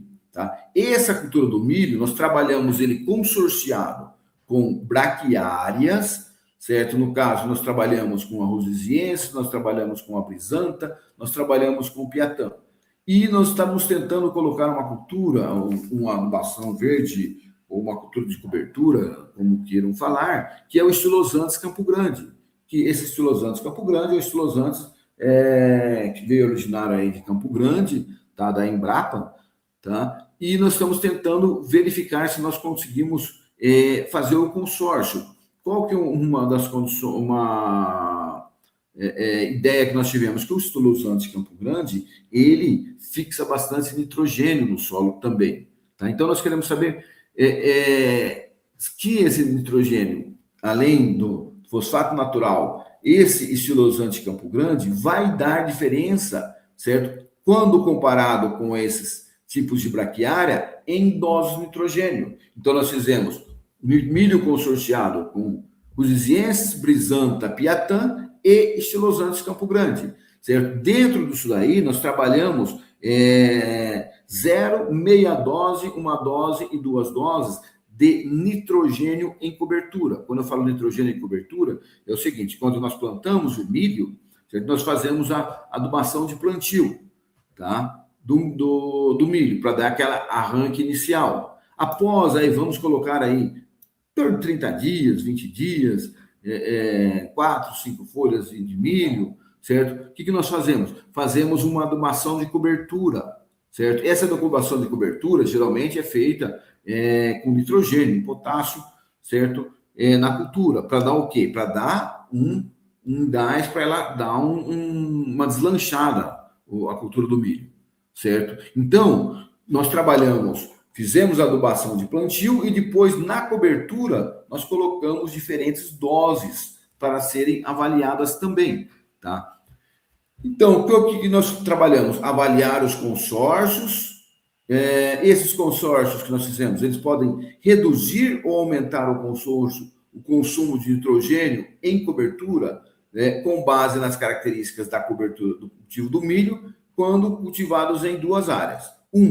Aplicado uma área que tinha aplicação do fosfito, nós fizemos uma aplicação aí de 2.000 quilos, numa área sequencial, né? Não foi tudo num ano, tá? E na outra área, sem aplicação do fosfito, ou seja, nós não aplicamos o fosfito. Então, nós estamos comparando com fosfito, área com fosfito e área sem fosfito, dentro disso daí as coberturas verdes e a adubação nitrogenada, quando comparado a esses consórcios aí, para ver o plantio de milho. Tá? Também é um projeto de longa data, longa duração. Aqui é só para nós termos ideia de como foram montados, né? Então, nós colocamos aqui áreas com fosfitos, áreas sem fosfitos, certo? Os 4 adubações nitrogenadas dentro do milho, consorciado, o milho estava consorciado aí com diferentes culturas. Então, nós temos aí milho solteiro, milho mais piatã estilosante, milho rusiziense estilosantes e milho estilosantes. Tá? Então, dentro dessa salada que nós fizemos aí, a gente está buscando ver qual que é o melhor sistema ou os melhores sistemas, certo? Que vão proporcionar melhores condições de produtividade do milho, melhores condições de proteção do solo, melhores condições para eu diminuir a erosão do solo, eu diminuir a compactação do solo, eu melhorar a infiltração do solo, eu melhorar as características químicas do solo, melhorar as características físicas do solo, tá? Então, seria mais ou menos essa base desse tipo de experimento. Aqui, nós verificamos o quê? Na produtividade de grãos, em função das doses de nitrogênio que nós utilizamos. Então, vou 0, metade, 1 dose e meia e 2 doses aqui. Certo? O que nós observamos? Que nós fizemos uma avaliação aqui, onde nós temos que essa linha aqui, que provém do milho mais, da bolinha que é o milho mais piatã, certo? Ela foi muito boa quando eu tenho uma dose variando entre 60 e 120 de nitrogênio no solo. Já para essa daqui, ó, essa linha aqui, ó, que foi o milho com estilosante, nós percebemos o quê? Que aumentou a dose de nitrogênio, nós diminuímos a produtividade do milho. Certo? Aí a nossa pergunta é, por que aconteceu isso daí? Qual foi a questão? Será que esse estilosante, nós estamos buscando saber o que está acontecendo? Certo? Será que esse estilosante estava captando para ele o nitrogênio, que nós colocamos na adubação verde, na adubação do milho? Então, nós estamos repetindo, para ver o que nós vamos conseguir com esse tipo de experimento aqui. Tá ok, pessoal? Então, basicamente é isso que nós trabalhamos. A parte do princípio que nós buscamos evitar a degradação, evitar o máximo a degradação possível dos solos, nós buscamos trabalhar com áreas que estão degradadas, visando a recuperação dessas áreas e manter, certo, uma produtividade, uma boa qualidade do solo, seja química, seja física, ou seja biológica do solo, tá? Através dessa linha de experimento que nós estamos seguindo. Aí, tá? Então, desde já, eu agradeço, certo, o convite, professor Rafael, tá? Para a gente poder passar um tempo aqui, tá? Conversando isso daí, que eu acho que é muito importante. Nós temos que buscar sempre, tá? Evitar a degradação do solo, porque a degradação do solo ela influencia não só dentro da propriedade, mas fora da propriedade também. Nós temos exemplos, certo? Que são importantes quando a gente trabalha com conservação dos solos. Tá? Então, desde já eu agradeço, tá? E muito obrigado. Estamos disponíveis aí, prontos para bater um papo sobre isso daí. Professor Cassiano, muito obrigado pela sua aula, realmente muito esclarecedora, com temas que atingem diretamente não só a vida de quem está fazendo pesquisa, seja de TCC ou mestrado, doutorado, mas também muitos que aqui nos acompanham, que são agricultores familiares e que lidam com esses problemas que o senhor elencou no dia a dia, no cotidiano. Nós temos mais de 3 perguntas e eu vou te perguntar, podemos ler as 3 perguntas primeiras em bloco e aí você responde e depois eu passo para as próximas, tudo bem assim? Pode ser, vamos nessa. Então vamos lá. Primeira pergunta da Wellen, ela coloca o seguinte: o tipo de cobertura presente influencia na erosão? Essa é a pergunta da Wellen. Depois vem o João. O João coloca. Você vai fazer as 3 perguntas, depois a gente responde tudo de uma vez? Então, pode ser? Eu coloco as 3 perguntas, você responde em bloco e depois, se você puder, acho que ainda tem umas 2 depois. Tá. Então tá. Professor João coloca assim: professor, considerando que o fósforo possui baixa mobilidade no perfil do solo e alta afinidade com óxidos de ferro e alumínio, a erosão acelerada atua como principal dreno do fósforo no sistema produtivo? Pergunta do João. E a terceira pergunta, a Mariana. A Mariana coloca: professor Cassiano, o uso de máquinas pesadas em solo arenoso pode estar ajudando a criar essas erosões? E como evitar que o peso das máquinas ajude nas erosões, a criar as erosões? Aí então, depois também, eu vou fechar essas 3 primeiras. Tá, joia. Tá. O tipo de cobertura influencia sim, né? Então, por exemplo, como eu falei ali, se eu pego uma Rusesiensis, tá? Produzindo grande quantidade de massa vegetal, tá? Essa Rusesiensis, depois eu desseco ela, coloco ela no solo, tá? Ela vai proporcionar melhor cobertura no solo, tá? Essa cobertura, tá? Ela vai fazer com que eu coloque uma diminuição da velocidade da água na superfície do solo. Então, nós vamos estar o quê? Causando uma maior buscando com isso daí uma maior infiltração de água através da palha da braquiária, tá?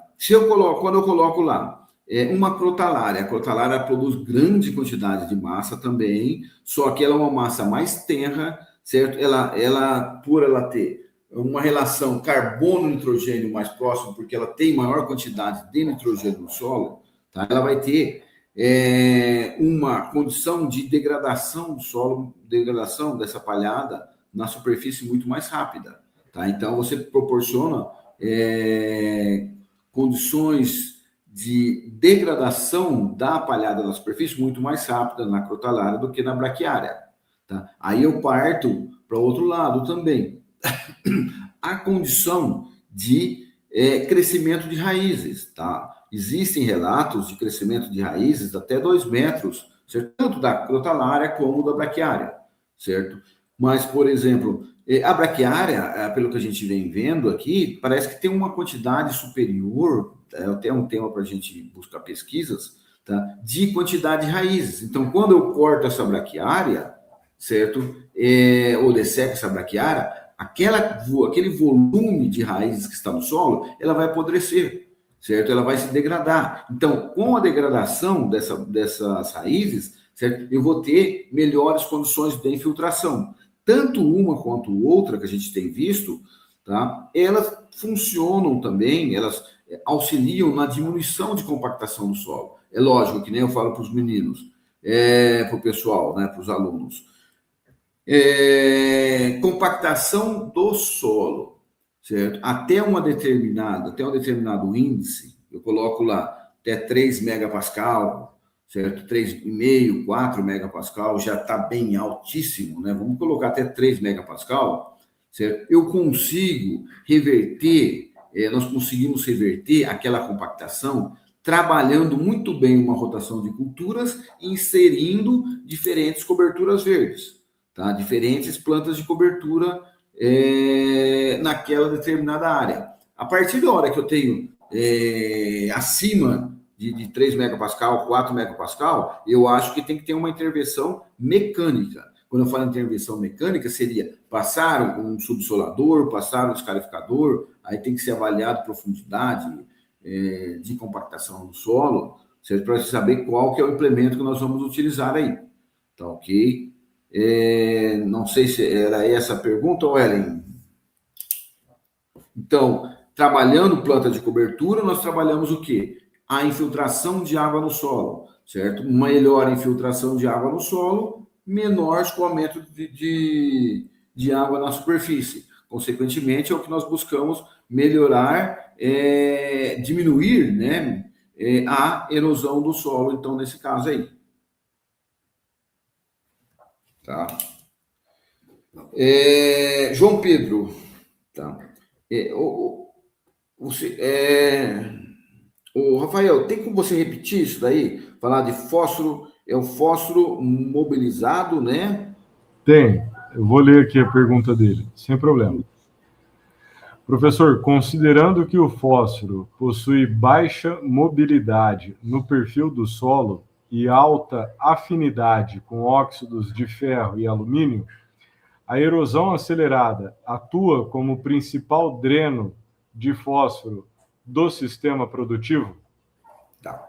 Então, vamos lá. Dentro dos elementos, o fósforo tem, dos elementos que estão no solo, o fósforo tem uma característica que ele pode ser, como você falou aí, a gente chama ele de fixado, certo? Ou se tornar não lábil no solo, que é o quê? É como se fosse o que o João Pedro falou, é como se, quando eu faço uma adubação de fósforo no solo, certo? O solo, as partículas do solo, que são areia, silt e argila, principalmente a argila, ela tem uma tendência de ir lá abraçar aquele fósforo, certo?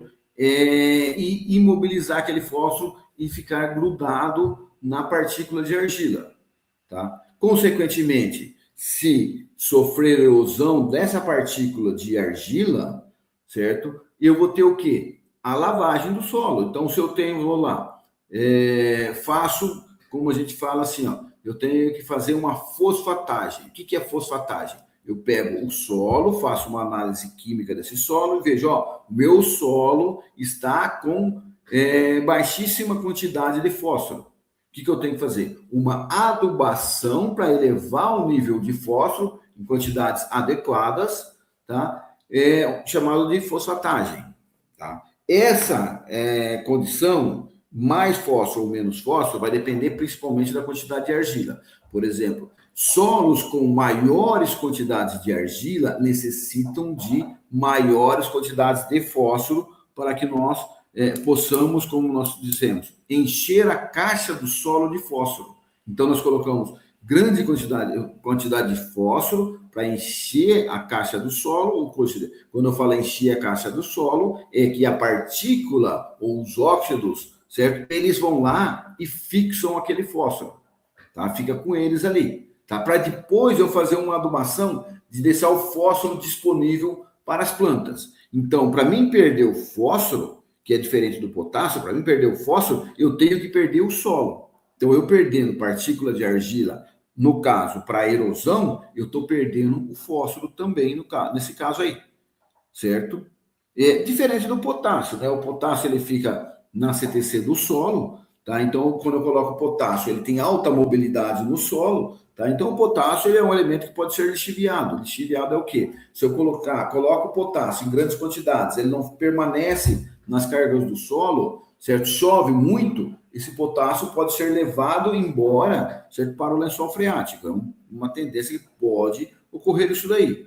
Aí o potássio está diretamente relacionado com, nós falamos, com a CTC do solo, seja ela permanente ou variável no caso aí. Tá ok?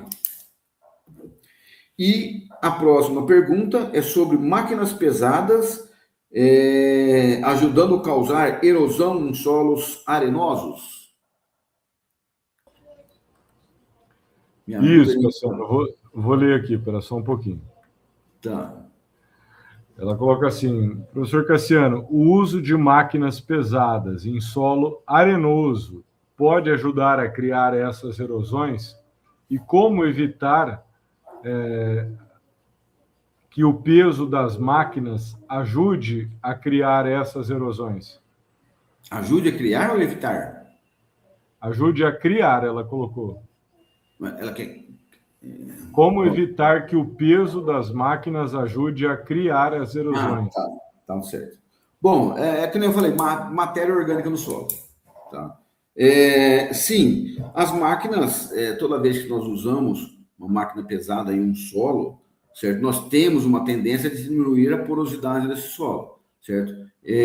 Aumentando assim, certo? A compactação, diminuindo a infiltração. Tá? Aí nós temos um caso, que ela falou, solos arenosos, tá?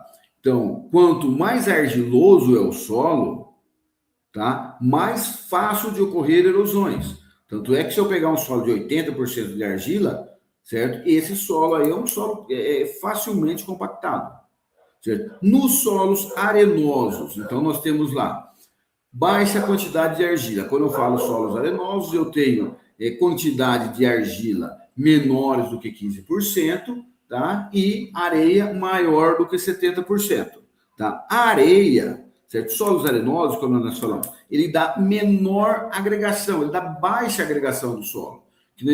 Se eu pegar uma época mais seca, for lá, bater um enxadão no solo argiloso, eu vou sair com aqueles torrões grandes, certo? Torrão forte, difícil de eu quebrar. Agora, se eu for bater um enxadão no solo arenoso, o torrão que me sai ali, certo? Eu preciso de menos força para quebrar ele, mas eu preciso de uma certa quantidade de força ainda, tá? Então, máquina pesada, certo? Ela pode causar, né, num solo arenoso, uma diminuição de porosidade, certo? Não sei, eu não acredito, pelo que a gente tem visto, pelo que a gente tem lido aí, em solos com menores quantidades do que 10% de argila, essa compactação, certo, vai ser muito grande, que eu precisaria, talvez, de um subsolador, tá, para quebrar essa compactação.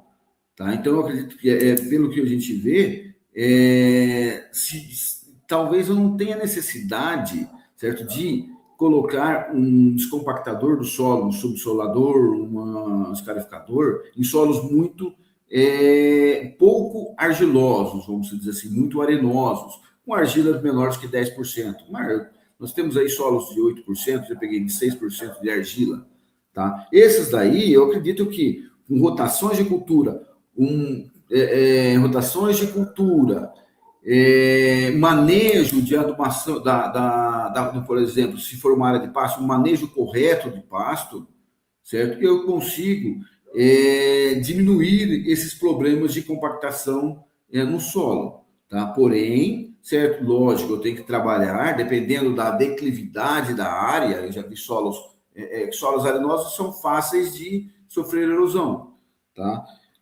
Então, o solo com uma declividade maior, seja ele arenoso, lógico, como a gente falou, a gente tem que colocar tanto as práticas químicas do solo, edáficas do solo, as culturais e as mecânicas, onde nós temos que fazer terraceamentos, em outros locais o pessoal faz até bacia de contenção, tá? Plantio em nível sempre, tá? Buscando o quê? Diminuir, certo? A velocidade de água, tá? Se eu pegar, por exemplo, uma pastagem, o pasto, certo? Nas culturas, dependendo do tipo de pasto, certo? Eu tenho uma altura, por exemplo, eu posso pegar uma rosuziense, trabalhar ele ali, certo? Com uma altura de corte de 20 centímetros. Pego um piatã, certo? Uma mombaça, eu coloco aí até 30 centímetros, o mínimo, para o animal pastejar, certo? Porque eu estou criando condições de eu ter raízes que se aprofundam no solo. Então, com isso, esse manejo dentro do pasto, tá? Esse manejo dentro do pasto me proporciona melhores infiltrações de solo, tá? Esse pasto, agora vamos partir para a área de culturas. Então, eu pego um pasto degradado, tá? São várias opções, certo? Vários sistemas. Por exemplo, eu tenho um pasto degradado, tá? O que eu poderia trabalhar? Eu poderia fazer uma análise de solo, buscar trabalhar com calagem, caso necessite uma gessagem, fazer uma potassagem, fazer uma fosfatagem nesse solo. Entraria novamente com a mesma braquiária que poderia estar ali, a mesma forrageira que está ali, ou trocar a forrageira, colocar uma outra forrageira, por exemplo, se eu tenho uma rosuziense, de repente colocar uma piatã, certo? Ou colocar novamente a rosuziense, deixar um período, certo? Um ano, por exemplo, essa braquiária nesse local, por quê? Porque aí eu vou estar melhorando as condições desse solo, tá? Eu vou estar fazendo o que ocorre o quê? Formando massa vegetal tanto para cima da superfície do solo, como para baixo da superfície do solo, através das raízes. Então, eu estou fazendo o quê? Que eu aumente a matéria orgânica. A matéria orgânica vai atuar como agente cimentante, agente agregante e agente estruturante desse solo. Tá? Então, melhora o quê? Condições de infiltração do solo. Para depois que eu fiz essa parte do solo, melhorei a capacidade do solo, certo? Eu entraria com uma soja, tá? Por exemplo, né? Não milho num solo arenoso, certo? Eu acho que para mim é muito problemático e eu não trabalharia de jeito nenhum com milho na condição de solo muito arenoso aí no caso, tá? Eu poderia substituir o milho talvez por um sorgo, certo? Seria uma das opções que nós temos aí, certo? E aí vai depender tudo da logística que se adota dentro de cada propriedade aí, de cada sistema que o pessoal está utilizando, que queira buscar as suas condições.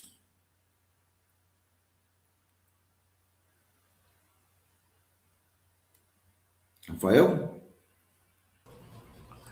Cassiano, muito bom. Eu não sei se eu tomo mais do teu tempo. Nós temos só mais 2 perguntas, tá afim? Por mim tá sossegado, por mim tá jóia. Então, beleza, então. Só mais 2. Temos uma do Paulo. Paulo coloca assim, ó.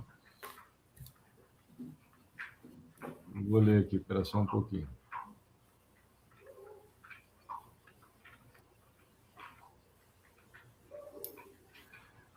Professor, o uso de plantas de cobertura entre as linhas do eucalipto ajudaria a segurar essa terra?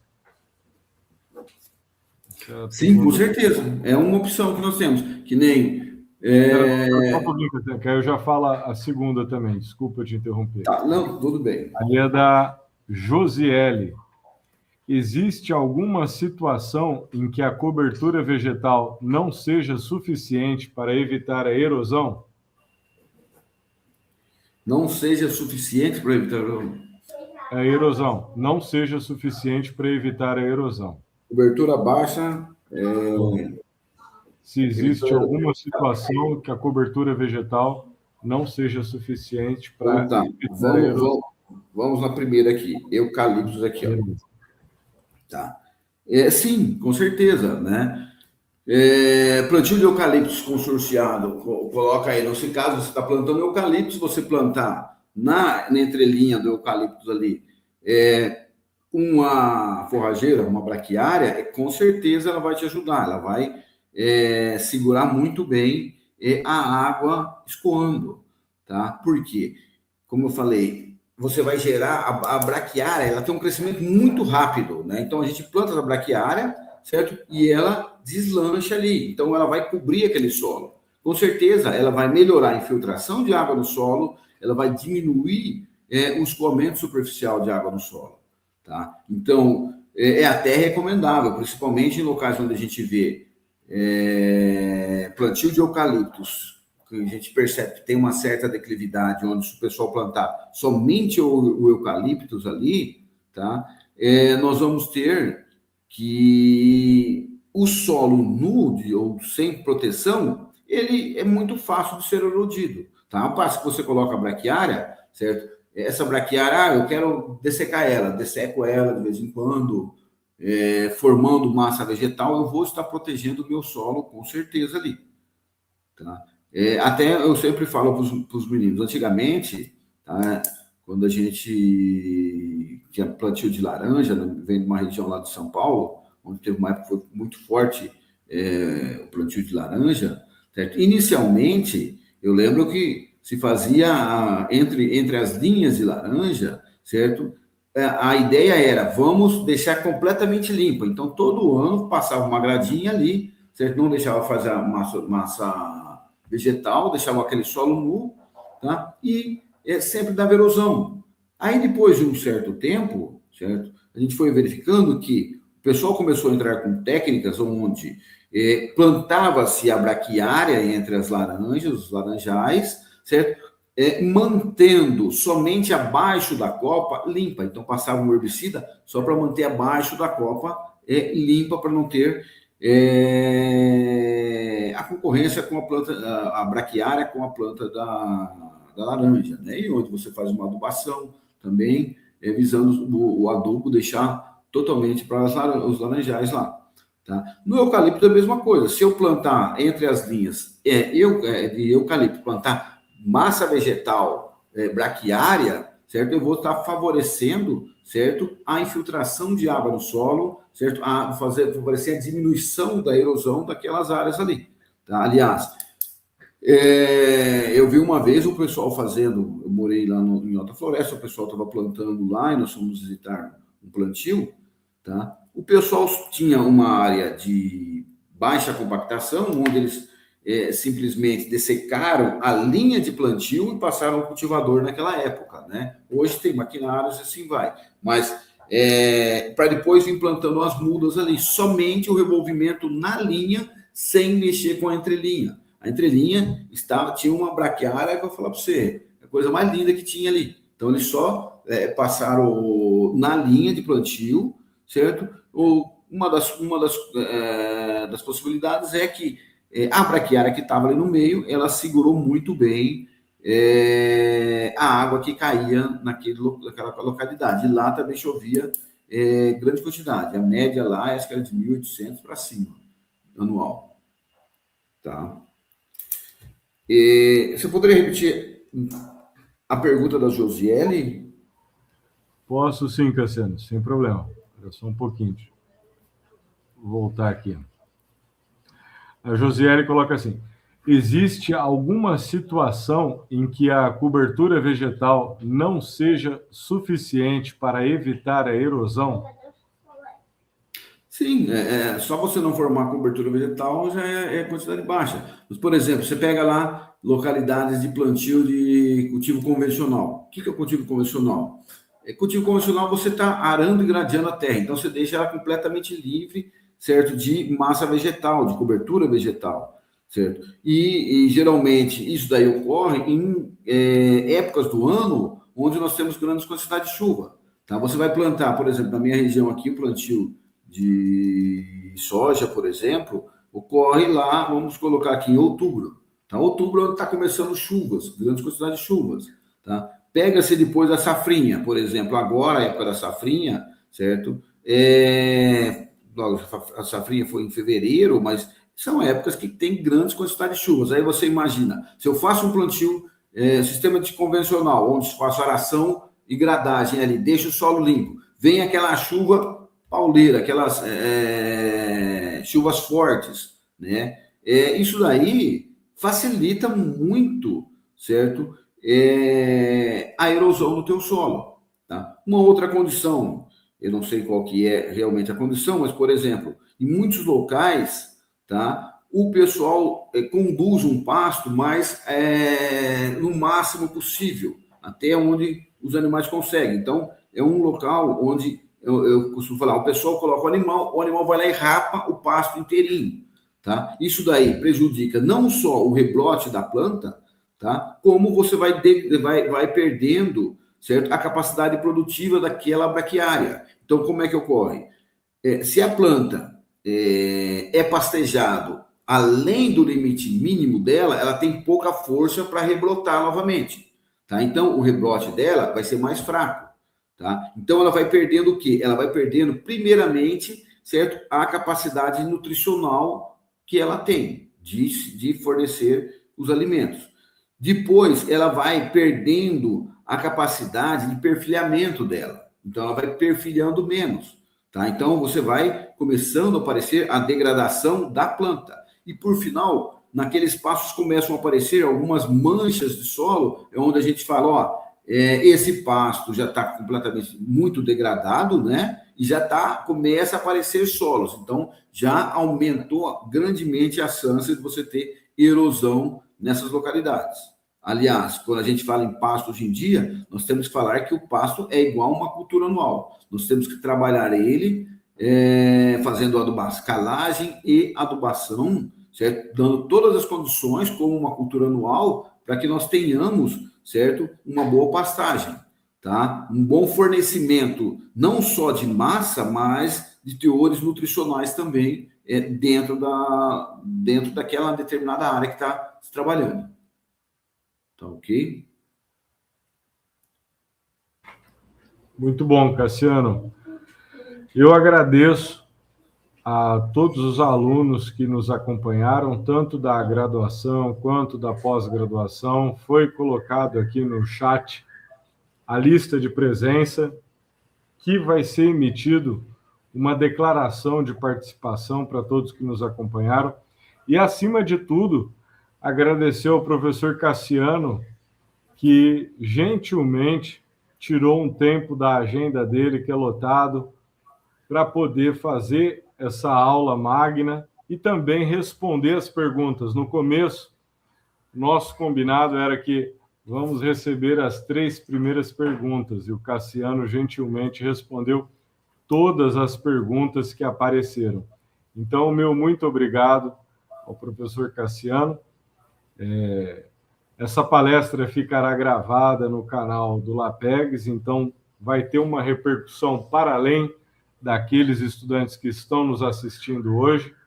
Eu queria agradecer ao grupo de pesquisa, ao GEMS, que o Cassiano coordena, e agradecer também ao LAPEGS, que é o grupo de pesquisa que eu coordeno aqui em Campo Grande, porque permitiram a organização e a divulgação da palestra de hoje. E meu muito obrigado, viu, Cassiano? Eu que agradeço aí o convite, Rafael. É uma satisfação, cada vez mais a gente está trabalhando, se conhecendo aí, está sendo bem prazeroso, né? É gostoso quando a gente encontra um colega de profissão, que a gente se dá bem e vai deslanchando aí, é muito bom.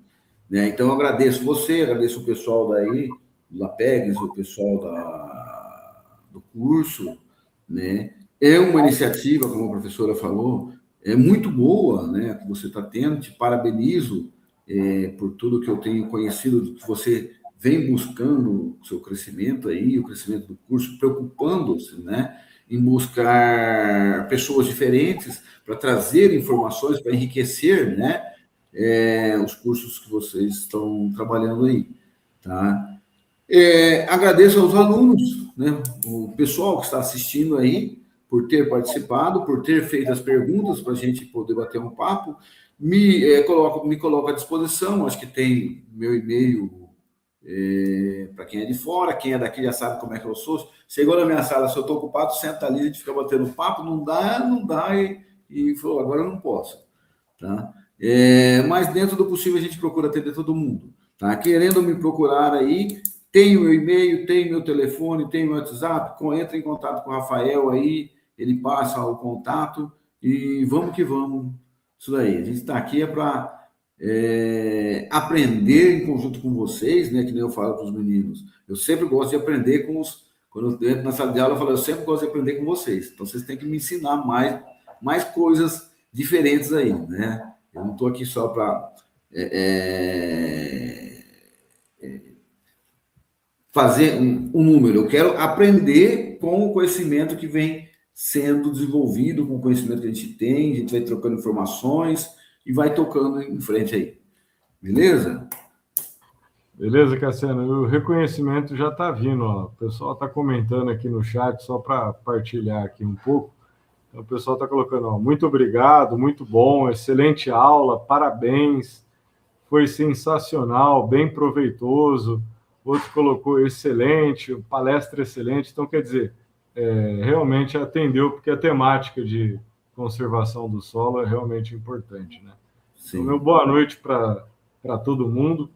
E mais uma vez, obrigado, Cassiano, aí. Boa noite também para você.